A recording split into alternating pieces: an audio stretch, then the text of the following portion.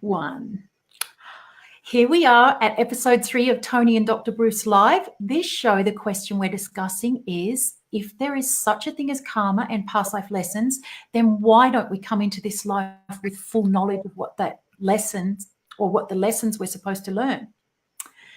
So critics and those skeptical of the reality of past lives, they often point to this inability to automatically recall our past lives as evidence against reincarnation, particularly as it applies to the question of karma.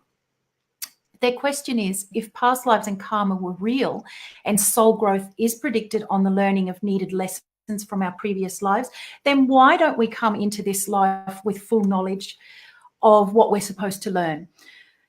Personally, I like to call lessons experiences, but over to you, Bruce. Tell our guests and watchers.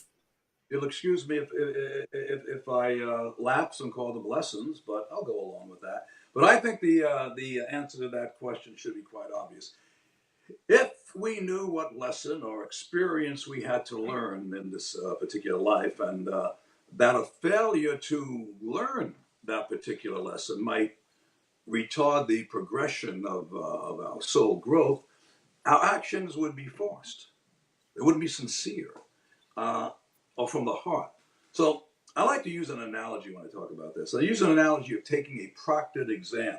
Now, if the proctor temporarily leaves the room, giving us the opportunity to cheat by looking up the answers, you got two choices, don't you? You can either cheat or you can not cheat. However, electing not to cheat because the room might be monitored, there might be a closed circuit camera on, and you don't want to get in trouble, you don't want to get caught, well, that's different from not cheating because it's the morally correct thing to do. So in both cases, your actions, which is not cheating, your action not cheating, they were honest, but in the former case, your honesty was forced. It wasn't sincere.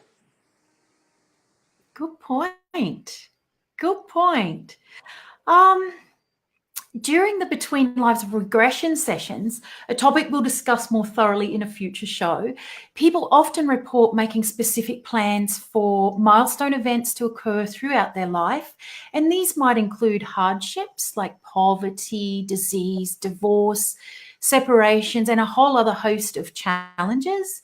Such events typically serve as catalysts for growth and learning, and it's our chosen responses to such challenges that determine the ability to empower our growth. Recognizing that the struggles and conflicts that we face in life might serve a higher purpose of learning offers great insight in living our lives in the here and now.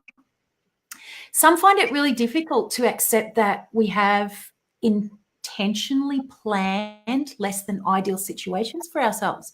It seems that when these plans are formed, we have full knowing that the situation will be temporary. Of course, when we're living them in the now, we tend to forget such underlying arrangements. And if we knew in advance what these unpleasant challenges were going to be from our all too human or only human perspective, we might understandably choose not to experience, them depriving us of valuable opportunities for spiritual growth. Well, that's true, Toni, and that's only human nature.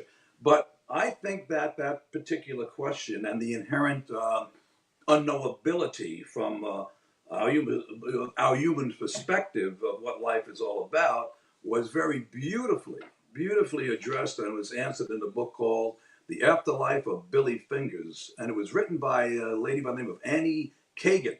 And in this book, and here's the book right here, and I recommend that particular book. Annie claims to have been contacted by her late ne'er-do-well brother Billy, whose very profound, very detailed description of his life in the great beyond forever changes her view about life, death, and the hereafter. And in the book, Billy tells her that, and I'm going to quote here, that life is more of a kind of experiment chosen for soul-type reasons that humans have an almost impossible time understanding. And not understanding is an important part of that experiment. If people knew the workings of the experiment, it would lose some of its punch. Well, that's a little bit of what enlightenment is all about. And I would say in much the same way, I and others believe that our karmic lessons or experiences have to be learned without specific foreknowledge of what we've been tasked to do in the period between lives, when it's that time period between lives, when we're given those particular experiences and particular lessons to be learned in the coming life, for those lessons to result in then an advancement and soul growth or an advancement of our spiritual level. Yeah. And I think something that I discovered throughout life, well, my own, I suppose, and a lot of the people that I work with, is when self-awareness kicks in and you start to seek or search for deeper meaning, is when we start to want to know what's the deeper meaning behind the suffering. Usually it's a personal suffering that you want to find out why. And I think that's when always in hindsight, from what I've seen or experienced myself, you don't understand what's happening until you've been through it. And then it's like, Right. oh, that's why that happened. And I guess once that happens to us a few times, we end up being a victim for less time, because we know that there is likely to be an outcome that there's a purpose to. Indeed, and that's how we learn. When as therapists, we don't give the person the answer. We let that No. person find the answer for themselves. And Yeah, exactly. I guess the universe is the ultimate therapist, isn't it? That universe just controls everything, I think. It's like, oh my God, I want it to happen now, but it's not happening now. Happens in the universal time, I think. Indeed. This week, Dr. Bruce, we've got listener questions too, and I want to put them to you and just find out your opinion and expert advice, I suppose. Here's the question. It's from Margaret Ann Foster, and her question is, why is it that some people do remember past life experiences, especially younger children? So, Dr. Brucey, what's your take on this? Well, that is very true. Far more children than adults are said to have spontaneous recall of their past lives. And there's been a number of hypotheses that have been advanced to explain this. First of all, logically, children are closer in time to their former life than are adults. And therefore, this hypothesis holds that it's easier for them to remember what older people gradually forget. I'm not totally sold on that hypothesis, but I just throw it out there. Another one is that some children who are not old enough to have developed a full and what you call a secure sense of present selfhood seek security by holding on to something in their past selfhood, meaning their past life, until it can be safely replaced by what's happening in this life.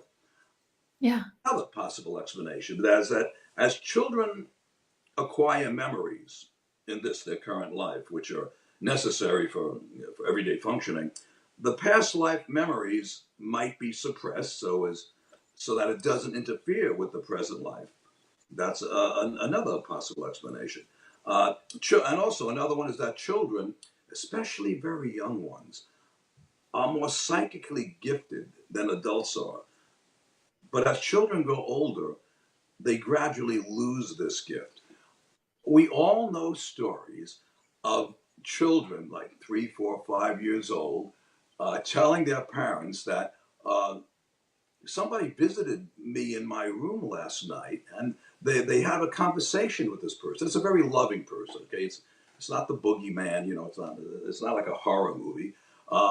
But they have a conversation with this person, and when the parent asks them, well, can you describe this person? They might describe a long dead relative, a grandparent, or a great grandparent.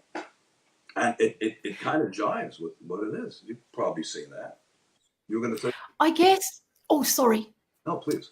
I guess the potential is that it's dismissed or maybe made fun of. Not that I know parents who do that, but, and then it almost like the kid maybe loses it a little bit by either maybe not saying anymore or maybe it just doesn't happen as much. They do lose it, Toni. And one of the reasons they lose it is that memory is a physiological process. And it's mediated in certain parts of the brain, specifically the hippocampus, the striatum, and the amygdala. Maybe maybe past life memories are stored, and we still don't know everything there is to know about the brain. We're constantly discovering new things about the workings of the human brain. And maybe these past life memories are stored in the as yet undiscovered region, or maybe it's an organ of the brain, which some children are more adept at spontaneously accessing than we adults. Maybe I think it's, and I'm kind of lean towards this explanation. Maybe adults require because there's been this access has been shut off. Maybe because of physical maturation. That's the way it is. Maybe adults require an altered state of consciousness to access those memories, like hypnosis or meditation. Yeah. Yes. Oh, it's very interesting. It is fascinating. I don't want to get us distracted on the psychic thing, but we're definitely going to talk about that one show. We are. I love that topic. Yeah.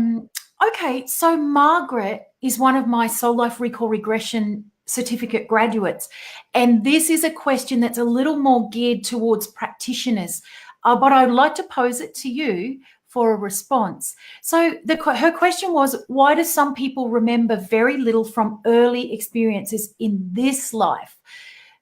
And then she goes on to say, I've had people come to me that have little or no recollection of their childhood. So what's your take on that? Well, I'm sorry to disappoint our viewers who are expecting a metaphysical or a spiritual answer to that. But the answer is largely, is for the most part, is largely physiological, except for cases where there is repression. There's been, in this life, there's been a very unpleasant experience, as horrendous as child molestation is. But in 99% of the time, that is not the case. It turns out, and it does turn out, that most of us cannot remember specific things from our early childhood. And so there's a technical term for that. It's called infantile amnesia or childhood amnesia. And childhood amnesia is real. It's very real. Yeah. And like most things, we don't fully understand it, why it happens. But there are a bunch of theories that might explain it. The first theory relates to the concept of self. Apparently, having a more robust concept of who you are helps you remember things better. So babies, it's been shown that, in studies, that babies who can recognize themselves in a mirror are more likely to remember things like how to play with their toy and simple things. Another theory relates to language. Now, one study was carried out in the emergency room of a hospital, and these were done with kids who they average about 26 months of age. The kids who could already speak pretty well were much more likely to remember what had happened to them when they were asked about it 5 years later.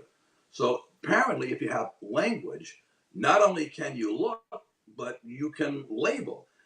And this theory reckons that if you can name things like a red chair, a pile of toys, a water cooler, a nurse, a doctor, if you can name that as being what it is, yes, that's the doctor, that's the nurse, you can better remember what it is. So that's that's another possible explanation. There are plenty of theories that try to explain why we don't remember much of what happened when we were young. Another theory that attempts to explain childhood amnesia looks at the fact that when you were a child, you were very small. So the world looked different. For instance, you're standing next to a table. You can't see the top of the table. All you can see is underneath the table. But once you get past about 6 years of age, you begin to enter the realm of the tall people. You're not really tall, but you start to enter that particular realm, and you start to relate to the world in a very, very different way from when you were physically smaller. So your memory Yeah. back then simply didn't fit as you grew taller. So hence the childhood amnesia. But the most recent theory on why we don't remember our childhood experiences and while childhood amnesia exists, it's really a bit more physical. It relates to something called neurogenesis. And neurogenesis is the laying down of new nerve cells, like the ones that store our memories. So neurogenesis is happening big time, really big time in our brains in the first 6 years of our lives. That's what our brains are doing. Basically, the theory of neurogenesis says that if you lay down lots of new uh, nerve cells, you in essence write over, or you wipe out, or you recycle the old nerve cells where the older memories are stored. And when they go, so do the memories that are associated with them. So, in other words, there's a price to pay for being able to develop your brain so rapidly in the first 6 years of your life. And that price is that you're not going to remember much of what happened at that particular level. And that, but there are exceptions to every rule. One of the ways that I will routinely do, I think you do this too, I will routinely do a past life regression, is I will take a person back to a earlier time in this life. Yeah. Oh, if I'm working with a female, I may start by taking you back to a Sweet 16 party. I don't know if you have Sweet 16s in Australia, but Sweet 16 party is very big here in the United States. And I'll go back from there, and I may take them back to when they were in their first day in school, the first grade. And I'll Yeah. ask them to look who's sitting on their left, who's sitting on their right. I'll usually take them back to the first home that they can remember living in. Now, are these factual memories? I don't know, but they are verifiable. They are Yeah. verifiable, and I'm more when I'm doing a past life regression. I'm more interested in when I'm going in going back to the past life. So I usually don't verify these, but I'll give you an example of a very good example of this. And this happened, and I distinctly remember it. I first started doing trainings about 35 years ago or so, and back then we did it in a different way. It was very long term. We used to do in the school, we'd teach one night a week, and the class would go on for months. And I don't do that anymore, and live trainings like that Yeah. anymore. And I don't think you do too. I think both of Yeah. us like to do total immersion, like 8, 10 hours a day for 5, 6, 7 days, because we found out that people learn and they retain better. But back then, when I was doing this, I was getting ahead of myself. I covered a lot of territory, and I said, I got to kill some time tonight. So what are we going to do? I said, I know what we'll do. We're going to do a natal regression. So I took the group back to the birth process. Actually, what I did is I took them back, if I remember correctly, I used to take them back to the time period between lives, having them choose their parents, having them choose their sex, having them get Yeah. ready for the big ride down the birth canal. And then I'd bring them down the birth canal. I'd ask them, when does your soul, at what point does your soul join your body? Questions like that. And I remember looking out, and there's one young lady sitting out in the group, and she grabs her shoulder, and she's in obvious pain. And I said, "Did she do? Did she pull her muscle?" Huh? Well, after that particular session, I asked her what happened. She says, "When I was born, I dislocated my shoulder coming down the birth canal."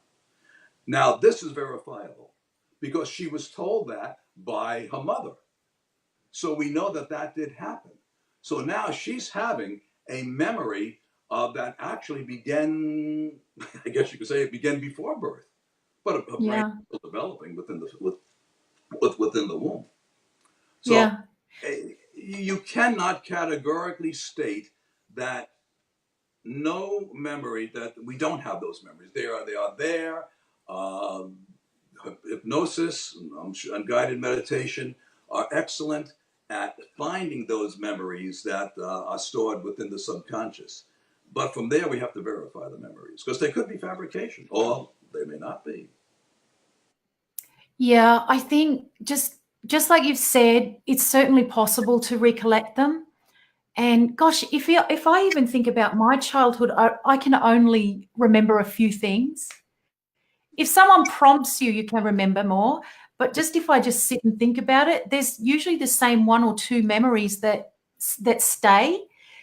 So Many all times sorts of, associated with emotions, either a positive emotion or a negative emotion, because yeah, emotions need to use the word cement the memories. But then again, yeah, those memories have to be verifiable. indeed. Well, that's it for us. That's In it. the next show, we're covering karma from past lives. You Uh, love that topic, don't you? oh, I love that topic. That's what it's all about. That's what we do. That's what it's all about. And there is All so right. Well, that's us next week, Karma from Past Lives. And you've been watching Toni and Dr. Bruce Live, where we discuss all matters related to reincarnation and past life regression. And if you enjoyed the show, please invite your friends to tune in. You can share this around. And we've been here before, and we will be here again. as a matter of fact, we'll be here next week. And See you next week. you will join us. See ya.